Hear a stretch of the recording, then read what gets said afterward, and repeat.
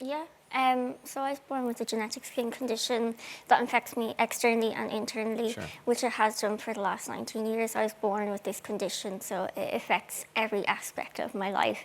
From going to school, when I was in school, from eating, drinking, walking. I'm full-time in an electric wheelchair. My hands and toes have fused. You know, I don't look like your average person in society, and it's one of the worst conditions, personally, and I know I'm biased, I think is out there.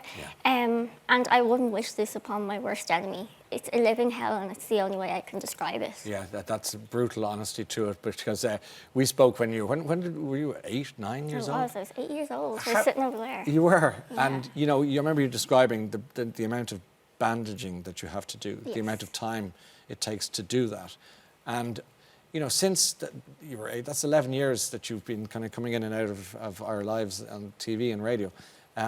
How's growing up been for you? It's rough. It's a challenge, I'd say. Yeah. For a teenager, I know I'm not a teenager anymore, but being a teenager in general is hard for anyone going through school and puberty and doing the leaving cert. I have a physical disability added in on top of that, so I can't say it was an easy few years since I've seen you last, and I've been on here. Physically and mentally, it's a strain on a human, you know. No one can go through this and not be affected by it, and I have definitely been affected by it. My health hasn't been the great the last few years. I'm actually just out of hospital there this week. So there are certain things that I live with on a daily basis that no one else does. And I try and be as positive as possible, because I want to live my life, because I have the right and I deserve to live the life that I was given. And I don't want to sit in the corner and cry about it, because I don't want to throw my life away. I'm here, I have a life to live, and I want to do the best I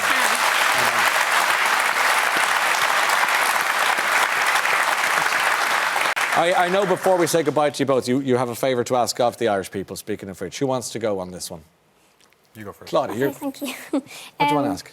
DEBRA Ireland is our charity partner, and they support families and people living with DB around the country, and have done very much for me and my family. And we know they're always there, from getting support for us, getting nurses on the road, family support workers, etc. We couldn't do our day-to-day life without DEBRA Ireland, and we really need funds, and we need campaigns and everything to get the funds in for a cure, because that's the overall goal, is to get a cure so no one else will have to suffer the way I have. And it mightn't be in my lifetime, and I'm okay with that, but if it means I've done my job for the next generation so they don't have to live with this, that's the goal. So we really need a cure. That is a beautiful thing to do. Well done. Do you want to say something about that, Johnny? You happy? I don't know if I can follow that. Yeah, but they can go on the website, debra.ie, and all the instructions are there to do what you can.